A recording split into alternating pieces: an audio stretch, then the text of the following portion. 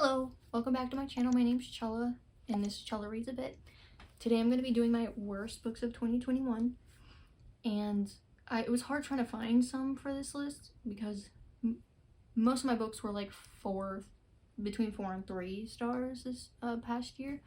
I need to be more ruthless. I realize that I'm a little generous when it comes to rating books, and this year I think it's time for me to be really more critical about the numbers that I put down, because I used Compile, which was created by G from Book Roast. Amazing. I really recommend. Amazing booktuber, amazing person. I think she's amazing. But anyways, I digress. So she created this, and it's made it easier for me to rate things, so then I don't have to like be sitting doing it for 5 years trying to figure out what I want to rate it. But I realized that even as it's broken down, I'm still being too generous about the number that I give it. So this year I'm going to be more ruthless about it and not be easy on certain things and really think about it, because I really want the rating to reflect how I actually feel about the book, especially if I'm going to be talking about them. Most of them were 4 and 3 star, but there are some, not a lot. This is not going to probably not be a long video, hopefully not, of the ones that I found to be the worst, disappointing, or DNF. So the first one I'm going to talk about, and disclaimer, we don't have to agree. If these are your favorite books, I'm happy for you. That's great. I don't have to like them, and you can't make me. I'm happy that if you enjoy these books, but they weren't for me and I didn't enjoy them, and it's fine. My opinion is my opinion, your opinion is yours. We can live and coexist and still get along. Don't get offended because I don't like them, or there's aspects of them I don't like and you do. It isn't that deep. It's not the hill you want to die on. It's just, it is what it is. We just disagree. And I know that some of these people really liked, and that's fine. I'm happy for them. I am glad that some people enjoyed some of these books, but they just weren't for me. And another caveat is that I'm not going to be talking about books in a critical way.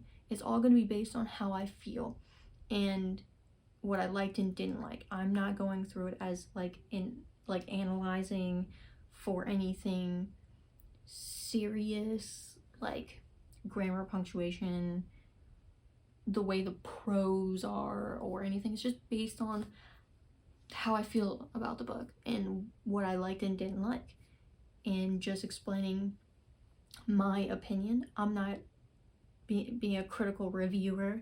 I'm literally just saying, oh, I like this book and this is why. I didn't like this book and this is why. These are the aspects that I like and didn't like about this book. And I think that's fine. I don't have to review it critically, and that's fine. That's just not how I am. I just want to talk about them. I just want a place to, just speak about my feelings about these books. I don't want to feel like I have to review them in a critical way, because it's just not how my brain works, and that's just not how I read books. I just want to enjoy it and not enjoy it, and that's it. And there's nothing wrong with reviewing critically. It's really helpful for people, but that's just not what I'm doing. So these are just my opinions. They're just my feelings. They don't mean anything in the grand scheme of things. You can like and dislike what you want. So first book, Siege and Storm by Leigh Bardugo, but also probably Shadow and Bone too, but we're just gonna talk about this one. So this took me a bit to read, and when I knew I had to read it, I hated my life. And no disrespect to Leigh Bardugo, like, get your coin. I'm happy for you. People enjoy it. That's great. It wasn't for me. There was a whole lot of nothing. Alina is insufferable. Mal is insufferable. The only bright light is Nikolai, the Darkling. Come on. There was nothing about this book that could have redeemed it, even though Nikolai was in it. Nikolai was great, but it doesn't redeem the book. Like, in Compile it was like a 3, but in reality, I think it's a 2 because I was too generous in my numbers. So it's really a 2 or a 1.5. This was just a slog to get through. It's too long for what it is. That ending, for what? I think that it's so repetitive. It's just a lot of drama for the sake of drama. The miscommunication, the shit that Mal did in this. I'm just flabbergasted and not surprised though. I knew it was gonna happen. I saw from a mile away because that's just the kind of character Mal is. I don't like him. I don't like Alina. I don't like them together. I don't like the Darkling. I didn't like the Darkling in Shadow and Bone. Nikolai was the only bright spot, and then like the stupidity that happened at the end was so stupid. Alina has the same repetitive thought the whole time. The beginning was a slog, the middle was a slog, the end was a slog. I'm happy for you if you liked it, but I just could not. I really hated it. I should have DNF'd it, but I want to see it through to the end. I'm gonna read the 3rd book. Hopefully it's better. Let's hope. But this was just a whole lot of nothing. I'm not gonna talk about what it's about because everyone should know by now. It has a show. I'm sorry. I don't think the animals that died in the making of these books deserved it. I think justice for them. Sorry if it's a spoiler, but this just ain't it. Like, especially for this main character, like, she is just, there's nothing to her. Like, there's nothing there. She doesn't add anything. She's just a chosen one for the sake of being a chosen one. She's making stupid decisions, so is everyone else. Like, there's just nothing about this that I enjoyed. It was slow, it was boring. Some things just don't make sense too. Motivations sometimes were a little weird to navigate. Like, it just didn't work for me. It was, the actions and the events didn't add up and didn't work. And then this whole not communicating, especially if it's important stuff that's going on with you, maybe you should communicate it, because I wanted to strangle Alina so many times in this book, but whatever. I wanted to strangle Mal too. Like, he's so stupid, he is so domineering, overbearing. Just, oh my god, cry me a river and then eventually you have to build a bridge to get over it. And that's what I need them to do. And I just didn't like it. 2 stars, 1.5. Whichever one you want to go with. I did not like this book. It was not for me. One of my worst books of 2021. Next is more of a DNF, but I'm considering it in this video because I don't have enough for more than one, and also it's hard to say that it's the worst when I only made it, not far into it. So the book is These Violent Delights by Chloe Gong. This is a Fairy Loot edition. I subscribe to Fairy Loot. I'm willing to pay the amount because I love Fairy Loot. It makes me happy. So this was one of the books that we got in it. So I was like, okay, I had already heard about this book and it didn't sound like it was something for me. I don't like Romeo and Juliet already strike against it. This whole thing just didn't appeal. Like, Romeo and Juliet in Shanghai just wasn't something that like appealed to me. I knew that going in, but I wanted to give it a chance because I also pulled it from my TBR thing that was from Fairy Loot, the like dice one. So I was like, okay, I'm gonna read it. I got not far in and was ranting so hard that my boyfriend is like, you need to DNF this book. Just for your sanity. And I'm like, yes, I have to DNF it. And he's gotten into the habit of saying this thing that Jess Owens does on her channel, that DNF is self-care. And he's like, DNF is self-care. And I'm like, okay. And so I did, because I couldn't do it. I just couldn't with this. I mean, it's really cool that Chloe Gong, I believe, she goes to the University of Pennsylvania. I'm from Pennsylvania, so cool. That's awesome. Good for you. I think that was interesting and cool because, you know, she goes to a university in the state that I'm from. But that's where it ended for me. There's aspects of even the beginning, like I didn't even get it 2 chapters in.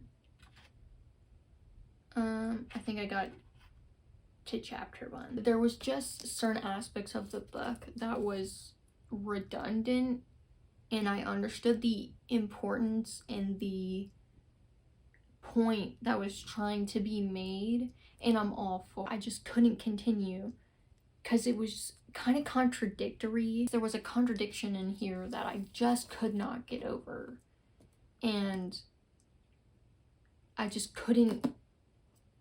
The narrative just seemed to be lost for me. I don't want a badass, like, you to tell me that this is a badass female main character and then not really show me that. Like, being bitchy and shit is not badass. Coming at people and being rude is not badass. Like, I don't like when manga, anime, superhero movies, I don't like when they do that. That's not a badass female character. I don't think that is necessary. There's ways to be a badass and not be like that. And if you think that is a badass female main character, then good for you. That's fine. We don't have to have beef. That's just my opinion. I don't think that that's necessary to be a badass, because that doesn't seem badass to me. It's a lot of telling, not showing. Like, being able to have snarky comments is not badass. It's just, it just is a thing. So there was just too many contradictions for me. I just didn't, I already knew I didn't care about Romeo and Juliet in the first place. The love interests didn't do it for me. I didn't get very far at all, so you can take my opinion with a very teensy weensy grain of salt, because I didn't get far, and I'm not going to. It was a DNF, so I didn't rate it. I didn't get far enough to rate it, but I did not like it. It was not good to me. To me. Now, the worst book, number 1 worst book of 2021, which I finished in December, was A Court of Silver Flame by Sarah J. Maas. I could rant till the cows come home, but that won't give me my time back that I wasted reading it. Again, my boyfriend was like, Chola, DNF is self-care, to quote Jess Owens, because we love Jess Owens in this household. And yes, it would have been self-care because I wouldn't be so distraught, but I wanted to finish it, to say I finished it, and to give his money a meaning. But this book was stupid. I'm sorry. Again, if you like it, that's great. I didn't. I love Gavin from How to Train Your Gavin. He liked this book. He gave it a 4 stars. He has his reasoning, and he outlines it pretty nicely why he likes Nesto, like how her character is in the book. And I appreciate it and I respect it. I disagree with some things and we see things differently, and that's fine. I still love Gavin. It's still a shitty book to me. We can continue to coexist. But this book was so pointless. I did not like Nesta in the Throne of Glass series. Throne of Glass? Wow. I meant A Court of Thorns and Roses. Whoa. And I knew from the jump I probably wouldn't like this book because I don't like Nesta. I think that she is insufferable. I would rather even read just from the perspective of Elaine, who is kind of a little bit bland, but still I would have preferred that over this. I didn't care about her and Cassian. I'm sorry, I do like Cassian as a character, but I don't care about them together. And the whole thing with them towards the end was so apparent. I didn't need to read almost 800 pages to get to this point. Like, come on. The sex scenes, come on. The plot, who is she, where is she? I thought she was going to be present, but I couldn't find her. It was flimsy at best. Like, this is how the plot was. Very flimsy. I didn't care for it. And I understand Nesta has been through a lot. She's gone through trauma and everything, and I can understand that point, and I can understand certain aspects of that come from that. But let's not forget that she acted like this from a young age. Yes, I know that she was pretty much taught by her horrible mother, but like, Nesta makes choices, and I understand where some of that comes from. She makes a choice. She makes her decisions, and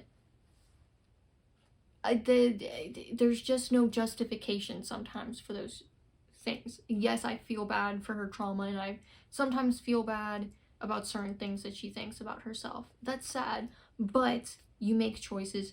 You decide to do these things, and then, I'm sorry, you live with consequences. It's just how life works. And I get, again, that there's things about her that I won't ever understand, because I'm, one, not gonna ever be Faye, and I'm not gonna go into a cauldron. Sorry, spoiler alert. It was kind of pointless to me. The dynamic between her and Cassian kind of like dragged on for me.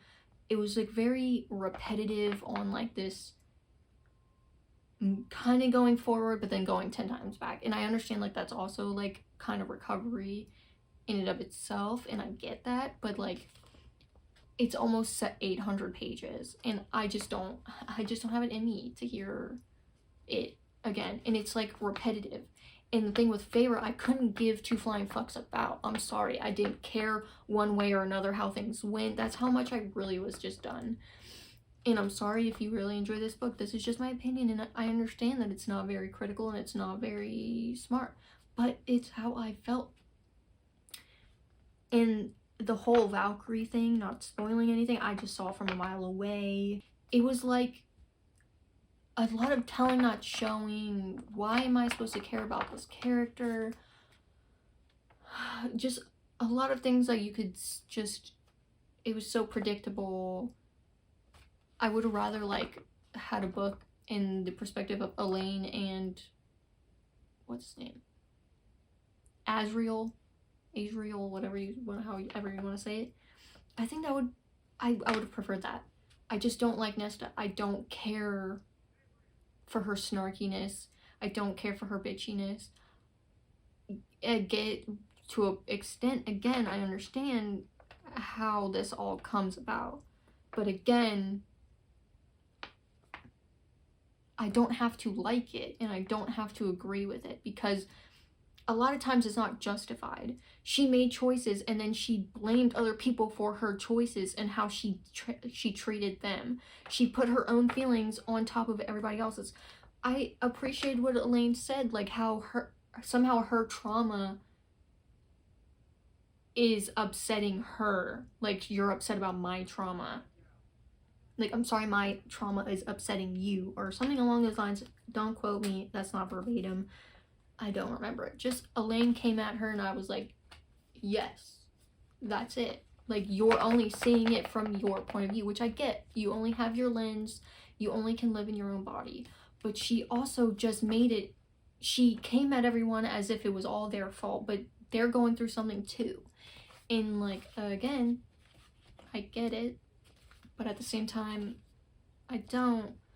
It just was a whole lot of nothing for almost 800 pages for that ending. For what? That ending was so, like, not the ending and like part with, yeah, it's just the point with a plot. The way that wrapped up was so stupid and I read this whole book for what? It was just a waste of time. I didn't like The Court of Wings and Ruin either. I think that was stupid. I liked The Court of Mist and Fury. It was great. Fine. Well, actually, fine. I don't know. A Court of Thorns and Roses was fine. But this was just terrible. I didn't care. I didn't care. I just don't think there was it didn't feel like actual character growth. I think you're just telling me that she grew, but I don't really feel it. Like, maybe that one part near the end was a little touching, but I had to get through all this to get, I needed it to make it make sense, but it didn't. So here I am, not making sense. And that's how I'm gonna leave it, because this book is a 1 star. I hated it. Worst book of 2021. Finished it in December. Those are all my worst books. Disappointing, DNF, whatever you want to call it, of 2021. Again, it's not a diss on you, a diss on your family, a diss on anything. It is just that I didn't like these books. They didn't do it for me. I had things that I didn't agree with. These are just what I didn't like. These didn't make me happy in 2021, and I think all of us deserve to be happy, and these didn't do it. This ain't it. And, you know, that's it. Those were my worst. I hope you enjoyed it, and I'll see you in the next one. Bye.